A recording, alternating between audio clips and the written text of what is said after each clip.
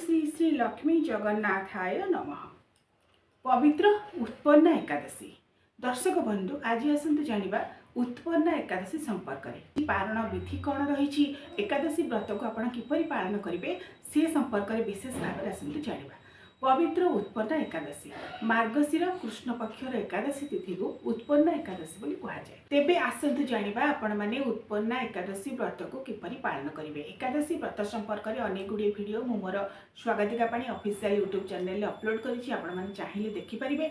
बड़ एकादशी पूजार विधिठारु आरंभ करी वर्षकर जेते सब एकादशी रही 24 एकादशी समस्त महात्म्य पूजा विधि मो प्रथम छाड़ी सारी एवं आज उत्पन्न एकादशी पूजा विधि संपर्क में आपण मैंने भिडियो विशेष भाव में जानीपर जे सर्वप्रथमे आम जिपरि भाव में एकादशी व्रत पालन कला बेले 3 दिन को साधारणतः गुरुत्व दे था। जे दशमी दिन ठारू आपण मैंने एक बार भोजन ग्रहण करेंगे अरुआ भोजन दिहपर समय मध्याह्न समय अरुआ अन्न ग्रहण करेंगे सात्विक खाद्य से दिन ग्रहण करेंगे। एमती नुहे जे एकादशी व्रत आपण मैंने एकादशी दिन पालन करुँच पूर्व दिन आमिष खाइबे दशमी दिन सात्विक भोजन ग्रहण करेंगे एवं दशमी दिन ठारू ही एकादशी व्रतर प्रस्तुति आरंभ होता है। एकादशी दिन जो दिन उत्पन्न एकादशी पड़ुछि मार्गशीर कृष्ण एकादशी से ही दिन सकाळे ब्रह्म मुहूर्त स्नान सारे सूर्यदेव को 3 बार जल अर्घ्य प्रदान करेंगे पूर्वाभिमुख हो, कारण सूर्य पूजा बिना विष्णु पूजा करा जाए नहीं। जे करती से पूजा स्वयं श्रीहरि विष्णु ग्रहण करती नहीं बोली आमर विधि रही। तेणु सूर्यदेव को 3 बार जल अर्घ्य प्रदान करेंगे। तापरे ठाकुर घर को जाई आपणकर नित्य नैमित्तिक पूजा जेपरि भाव में आपड़ करेंगे। जदि शालग्राम रखिंट दिन पंचोपचार विधि पूजा करा जाए एवं पंचामृत स्नान करा जाए। जिते सब एकादशी आपणकर वर्ष सारा जो 24 एकादशी पालन करूँ 12 एकादशी पालन करूँ साधारणतः एकादशी मानक श्रीहरि विष्णु और लक्ष्मी नारायण को जदि आप चित्रपट रखिंट मूर्ति रखिंट पंचामृत स्नान कराइबे। जदि पंचामृत स्नान कराई पारना तेबे जल गंगा जल स्नान कराइबे। भल भाव में पोछिदेवे हलदिया बा धला रंगर वस्त्र ही दिन देवे।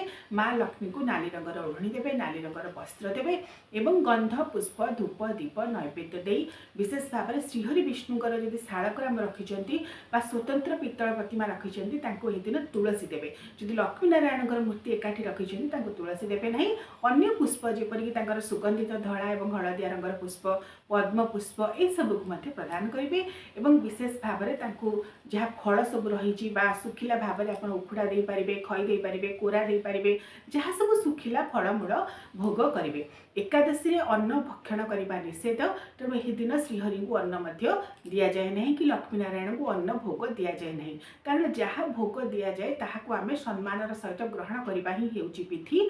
जेहेतु एकादशी रे अन्न भक्षण करने निषेध तेणु आमे ठाकुर को से दिन अन्न भोग दे न था। जहाँ सुखिला भोग फलमूल बा पणा आपण मैंने दे पारे एकादशी रे।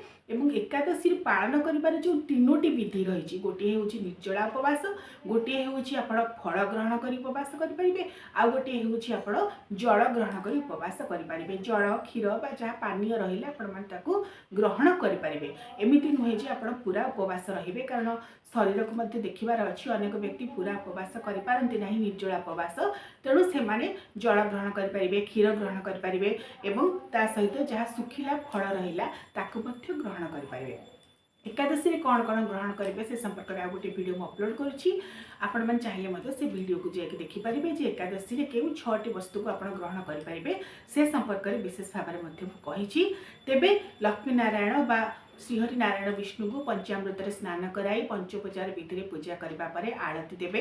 यही दिन श्रीहरि नारायण विष्णुकर स्तोत्र, महाप्रभु श्री जगन्नाथ स्तोत्र, लक्ष्मी नारायण श्लोक प्रार्थना जनाण जहाँ कि आपने जानते ताकू निजे पठन करेंगे बा श्रवण करेंगे।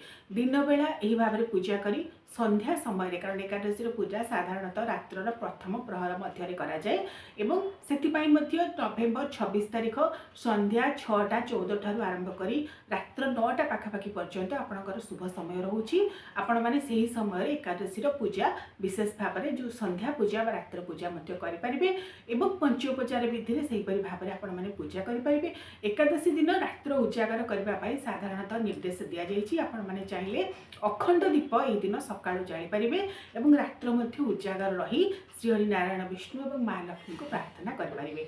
जो मैंने 26 नवेम्बर दिन एकादशी व्रत पालन करेंगे स्मार्त मते जहाँ उत्पन्न एकादशी से माने ता परदिन एकादशी व्रतर पारण करेंगे। साधारणतः द्वादशी रे ही एकादशी व्रतर पारण करा जाए एवं जो मैंने वैष्णव जो मैंने बेंजुलिनी एकादशी पालन करेंगे नवेम्बर 27 तारिख से माने नवेम्बर 28 तारिख दिन से व्रतर पालन करेंगे। तेबे पारणर मध्य विधि रही जे आपण माने एकादशी जीव द्वादशी 6 घंटा पर ही व्रतर पालन करेंगे। द्वादशी तिथि आरंभ हो व्रतर पालन करेंगे नहीं।